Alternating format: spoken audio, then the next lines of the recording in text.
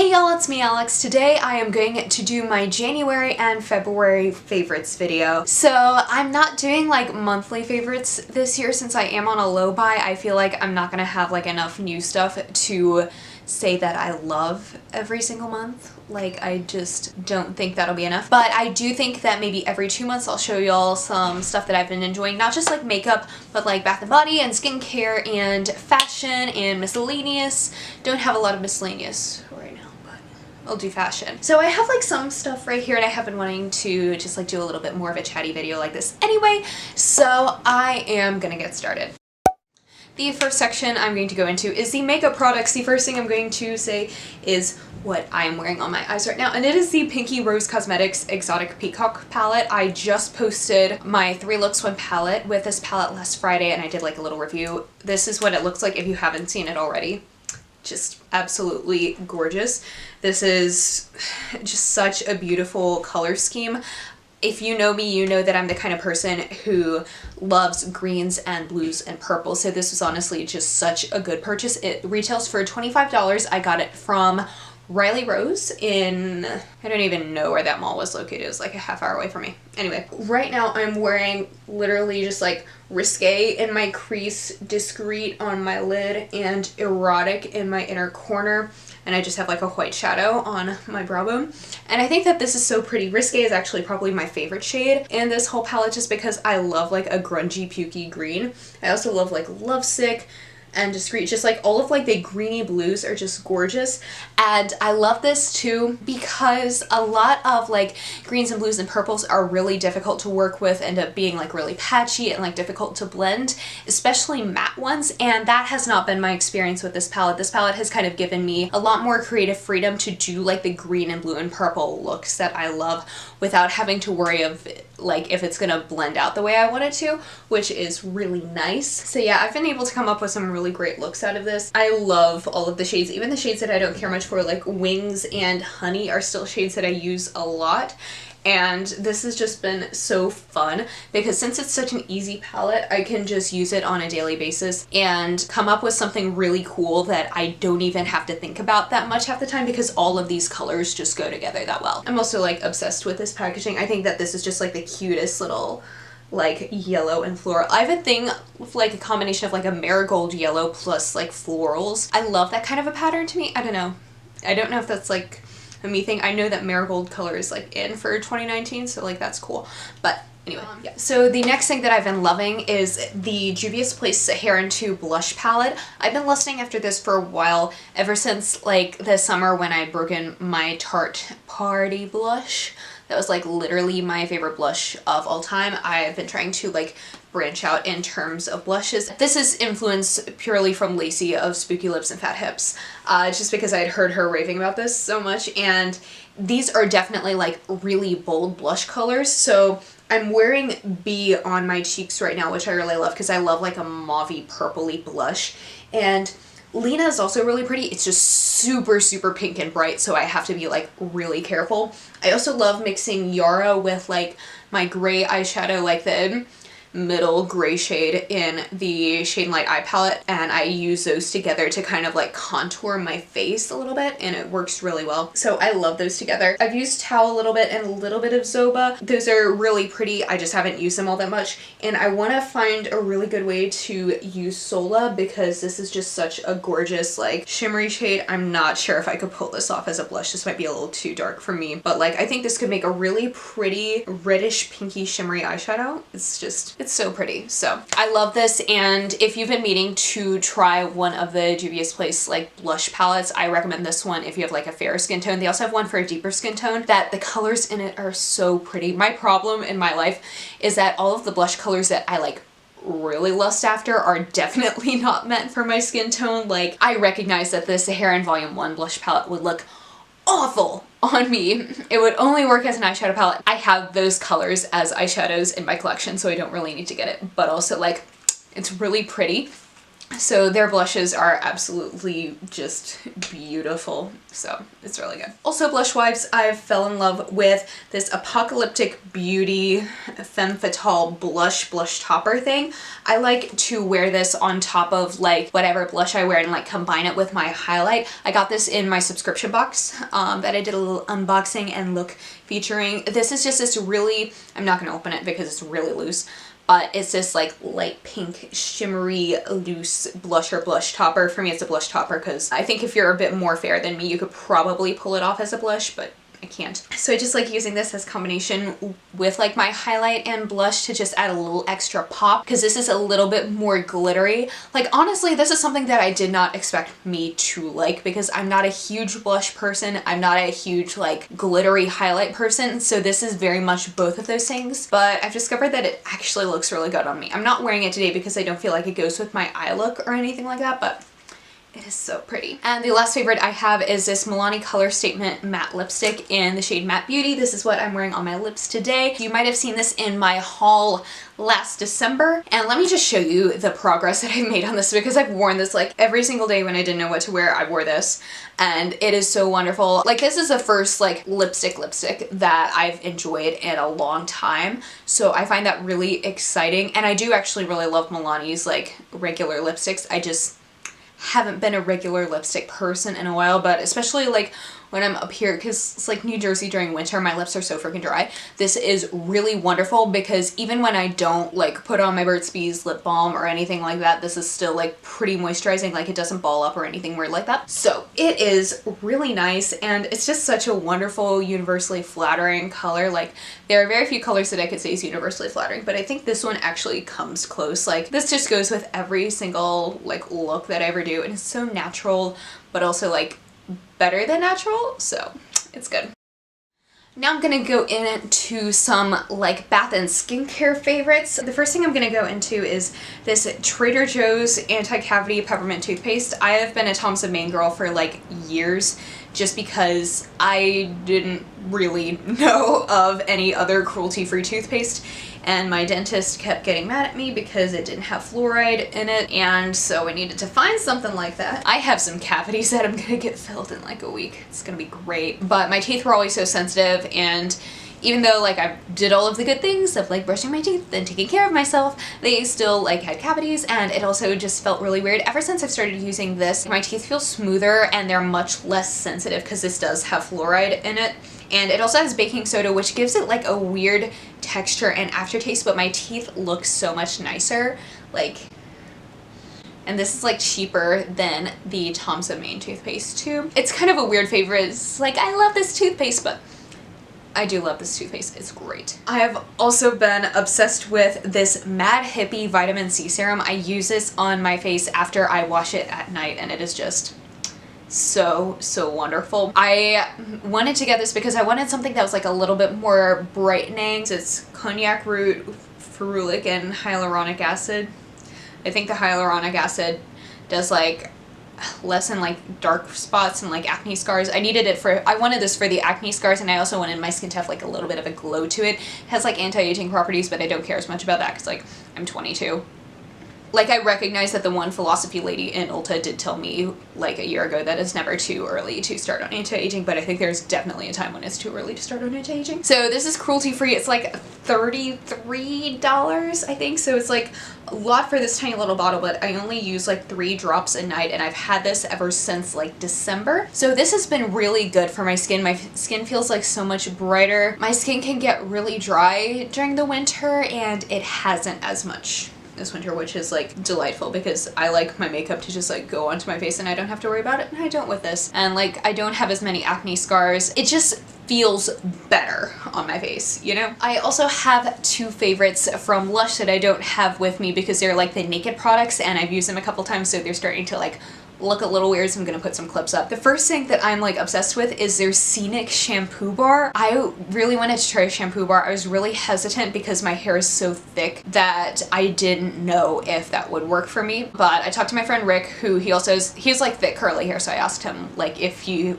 loved those things, so he had said but it was a really good recommendation. So I got the Seanik one because I previously used their Jersey Bound shampoo and I still like think it's really good. And so like that has a lot of sea salt in it, so I wanted something with like similar vibes that has like sea salt and seaweed in it that'll help with like volume and keeping texture in my hair, which is all I really need. I just want it to be like clean and, you know, not take away all the texture in my hair. And this really does a job because I like it better than my Jersey Bound shampoo, which is not something I ever anticipated saying. The reason I like it more is because I do have to use it, like, I wash my hair twice a week now as opposed to just once a week, but it's whatever, because I don't feel like this one strips my hair as much as the Jersey Bound shampoo. So this has been really nice.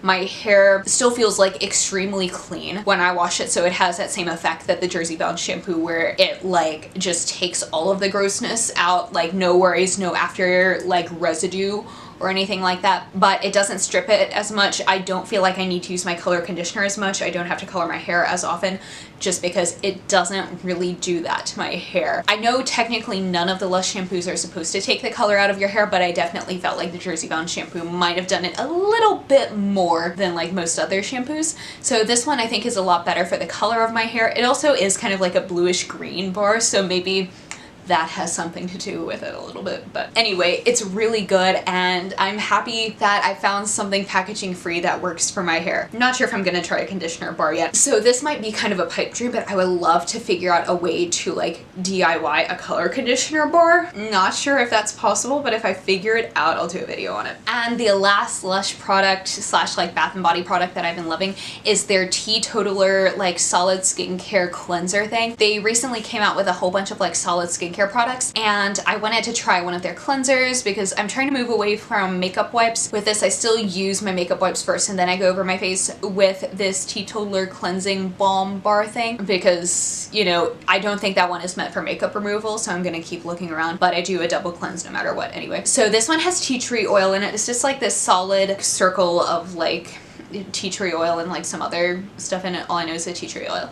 And it's really good because I have had like a tiny bit of acne on my face, like you can probably see it in certain places, and I'm not one to care all that much about acne anymore because like, I mean, the face part of my face isn't the most fun part of me for me to do makeup anyway, so I don't care that much, but I do prefer like to not be like completely broken out. And one of the things that when I did actually have really bad acne, one of the first things that could ever fix my face was tea tree oil. So I got this one, it was like $5 or $6 too, which is another benefit of the Lush Naked products, is that they are significantly cheaper than any products that you'll see that like come in like the bottles or the black pot things. They're usually quite a bit cheaper, like you get a little bit more value for money. And so this has been really good. It's a really nice product, like a good cleanser for if you have like acne prone skin or if you have like redness in your skin, which are both things that I have. But unlike a lot of other tea tree products I've tried, this doesn't dry out my skin the way those others do. Like I still kind of feel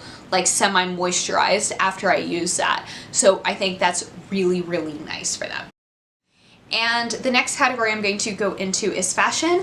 The first thing that I want to share, I got a couple things in Israel. The first thing I wanted to share is this t-shirt that I'm wearing. I got it at the hotel gift shop. It says Hard Rock Cafe Jerusalem on it, and they had a whole bunch of these really cool like tourist t-shirts. And I did break my no new stuff rule for Israel because I was like, it's Israel, I need to get stuff from Israel, you know. And so I wanted this t-shirt. They had so many like this. I almost wish I had waited to go to the Jerusalem market because they also had one that said Holy Rock Cafe Jerusalem. They had a lot of fun like slogan t-shirts. One said like Guns N' Moses. If it didn't look like so like military, which I'm very like not a military person. I support people in the troops. I'm just not a war person. That's as political as I'm getting today. But they had a whole bunch of like punny t-shirts like this, and I find it really funny too that I got like it says Hard Rock Cafe Jerusalem because there is no Hard Rock Cafe Jerusalem. It's just that like, you know, it's such like an American touristy thing to get like a Hard Rock Cafe t-shirt.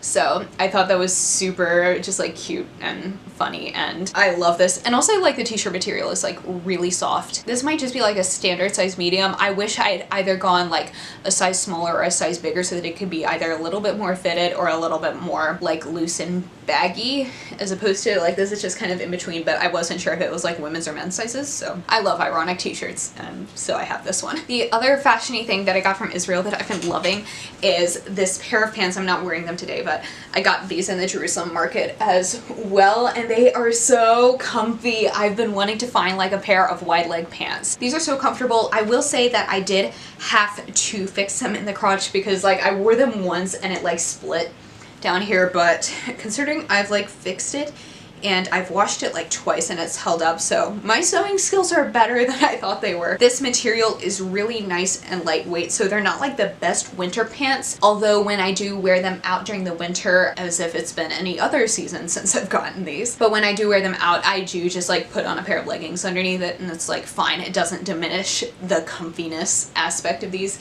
and they're just like a nice drawstring and they're really nice and flattering. Oh, and the best feature besides their like general cuteness is I'm gonna show you the pocket. So this is like the pocket opening. The pocket is like friggin' huge. You could fit an entire graphing calculator in here. Like if it were just a little bit wider, maybe I could put my iPad in here or something. I love it. These pockets are so huge. Like, can American fashion companies just like get it the heck together and give me more pockets? These are just so wonderful, and I also am just like obsessed with these colors because I think these are like the most me colors I could find. Last fashion favorite anyway, these boots that I also got from a thrift store. These were $6. These are a size 8, which is like my perfect size, and they're just these gorgeous flat brown boots. I've been trying to find like a pair of flat-ish boots that just are like zip-ups because I have my Doc Martens and I really love them, but you know, some mornings when you're just like too lazy to even like tie up your shoes, that's what these are good for. So I really like them, and I never thought that I would actually enjoy wearing like brown shoes because all of the shoes that I own, except for like one pair of like boots that are the same color as my hair, are like black. So I didn't expect to ever wear shoes like these. I still want to find like a pair of like black Chelsea boots, but I think these go really, really well. These kind of add a little bit of visual interest to my outfits that I think a lot of like black shoes wouldn't. So like if I ever want to look like slightly nicer than some of my black shoes and have like a little bit of like, I don't know, a more refined twist, I think these really do it, even with the scuffing on like the toe of this one. I don't know if that came with these shoes or if that was me. It was probably me because like I don't treat my things well. The only thing I need is like, these are really, really flat on the bottom. There's like no padding in here, so I do need to like get some Dr. Scholl's inserts or something, but either way, these were like $6, and even if I had to buy inserts, it's not like, it's still better than like full price for shoes like these, so. And now I'm gonna go into like movies and stuff that I've been enjoying recently. I'm gonna do it real quick because I'm like running late, but whatever. So let's see, over winter break I saw Spider-Man Into the Spider-Verse, and then like last month I went to see it again with Case. I saw it with my dad first and I saw it with Case. It was so good. I mean, I wasn't expecting anything less because I've been wanting like a Miles Morales movie for a while, and that is honestly one of the best pieces of animation I've seen in a long time. It was just really beautiful to watch. I will say that like, if you haven't seen it, it's out of theaters now, but when I did go see it the first time, so like at home, the road to the local movie theater is like really windy, and I get motion sickness pretty easily, and with all of like the flashiness of everything afterwards, I was feeling like, by the time Dad and I got home from the movie, it's like, whoa, you know? But it was such a good movie. It was so heartwarming. I cried both times that I watched it, and I'm just like so impressed. I also love that John Mulaney did the voice of Spider-Pig because I'm a huge friggin' John Mulaney fan. It was so good. So that is one of my favorites. Like, you'll know I'm a huge Marvel junkie. I watched the Mr. Rogers documentary, Won't You Be My Neighbor, with my parents. That was also really good. Again, cried. It was just fantastic. I've been wanting to watch it for a long time. It just confirms for me that he's like one of the best human beings ever. And to go a completely different direction in movies that I've enjoyed, I watched the movie Cam on Netflix, which is like a thriller about an online sex worker who had her identity stolen, and it was made by the same people who did Get Out, I believe. I love Get Out. That is probably my favorite horror movie like ever. It was just so well done. So I really love that. So I really enjoyed it because it didn't paint her as like a bad person for doing the job that she had, you know? It was really cool and interesting, and it left you with like this— my card got too full because I talked too gosh darn much.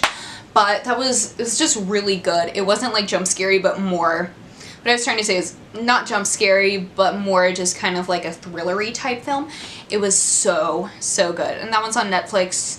Spider-Man isn't, and I don't think Mr. Rogers is. I also started watching Glow recently. I've only gotten like a few episodes in, but I wish I hadn't waited this long to watch it because it's like really good.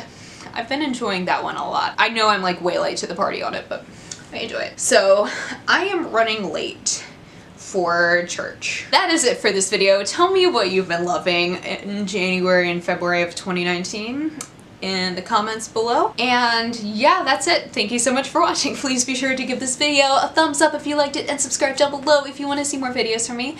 And I will see you on my next one. Hope you have a wonderful day. Bye.